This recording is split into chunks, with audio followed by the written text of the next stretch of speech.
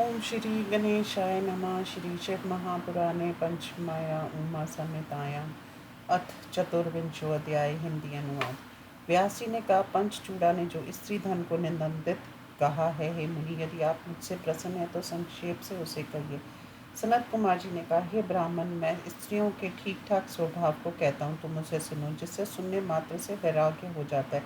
हे मुनि, ओछे विचारों वाली स्त्रियां दोषों की जड़ होती हैं, इसलिए सावधान होकर मोक्ष चाहने वालों को इन पर आसक्त नहीं होना चाहिए। इस संबंध में व्यभिचारिणी पंचचूड़ा और नारद का संवाद रूप पुराना इतिहास सुनाता हूँ। अनेक लोकों में भ्रमण करते हुए विद्वान देव ऋषि नारद ने पहले सुंदरी बाला पंचचूड़ा को देखा। मुनिवर नारद ने उस सुंदर बाहों वाली अप्सरा से पूछा, हे कृशोधारी, मेरे मन में एक संदेह है, उसे मुझे सुनाओ। ऐसा कहने पर उस श्रेष्ठ अप्सरा ने कहा, यदि आप मुझे समर्थ समझते हैं तो संदेह का विषय कहिए। नारद जी ने कहा, हे सुंदरी कृशोधारी, मैं तुमसे अनुचित बात नहीं पूछूंगा, मैं तुमसे स्त्रियों के स्वभाव के संबंध में सुनना चाहता हूँ। सनत कुमार जी ने कहा, देव ऋषि के इस वचन को सुनकर उस उत्तम अप्सरा ने मुनिवर देव ऋषि से कहा, पंचूड़ा ने कहा, हे मुनि, सती स्त्री की निंदा स्त्री को नहीं करनी चाहिए। उनके बारे में सभी जानते हैं वे कैसे स्वभाव की होती हैं। हे देव ऋषि, ऐसे प्रश्न का उत्तर देने के लिए मुझे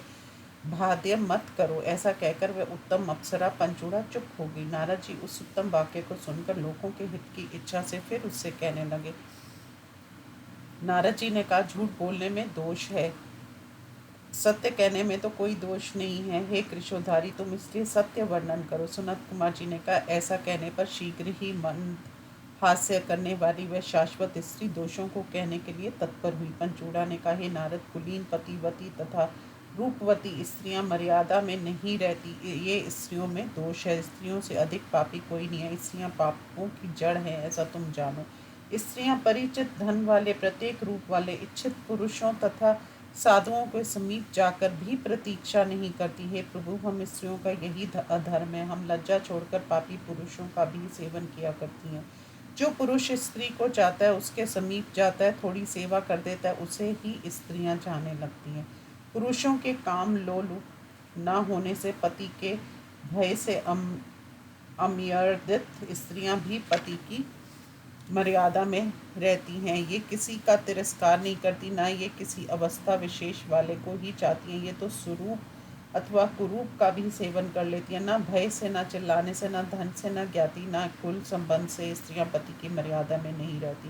कुलीन स्त्रियां जवानी में इच्छित वस्त्र आभूषण पाने वाली व्यभिचारिणी स्त्रियों का साथ करना चाहती हैं। जो प्यारी स्त्रियां घरों में सम्मान पूर्वक रखी जाती हैं, वे भी कुबड़े, अंधे, मूर्ख, बौने पुरुषों में आसक्त हो जाती हैं। हे मुनि, देव ऋषि, संसार में और भी जो निंदित पुरुष है उन्हें भी स्त्रियां स्वीकार कर लेती हैं। हे ब्राह्मण, यदि किसी कारण पुरुष समर्थ नहीं होते तो स्त्रियां पतियों की चिंता ना करके परस्पर आसक्त हो जाती हैं। पुरुषों को ना मिलने से, घर वालों के भय से, वध तथा बंधन के भय से स्त्रियां निराश हो जाती हैं। चंचल स्वभाव वाली, बुरी चेष्टाओं वाली स्त्री हाव भाव से वैसे पकड़ में नहीं आती। बुद्धिमान पुरुष उसे जैसे सहवास काल में पकड़ पाता है, आग लकड़ियों को जलाकर, समुद्र नदियों को पाकर और यमराज सभी प्राणियों को पाकर जैसे प्रसन्न या तृप्त नहीं होते, वैसे ही स्त्रियां पुरुषों को पाकर तृप्त नहीं होती। हे देवर्षि, सभी स्त्रियों में ये एक रहस्य छिपा है कि पुरुष को देखते ही उनकी योनि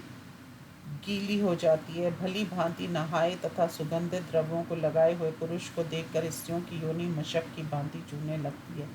इच्छा को पूरा करने वाले, रक्षा करने वाले, सम्मान तथा सांत्वना देने वाले प्रिय पति को भी वह सहन नहीं करती है। स्त्रियां न कामों के भोग से, न अलंकारों से, न धन के संग्रह से वैसा अपना हित समझती हैं, जैसा कि वह प्रति सुख प्राप्ति होने से काल, मृत्यु, पाताल, बड़वा, नल, छुरे की धार, विष, सर्प तथा आग, ये एक और एक ओर से ये स्त्री, ये सब बराबर हैं। हे नारद जी, ब्रह्मा जी ने जहाँ से पंच महाभूतों, जहाँ से लोकों तथा जहाँ से स्त्री पुरुषों का निर्माण किया, वहाँ से स्त्रियों को सदा दोष युक्त ही बनाया। सनत कुमार जी ने कहा, उसके इन वचनों को सुनकर और उन बातों को सत्य मानकर नारद जी स्त्रियों से विरक्त हो गए।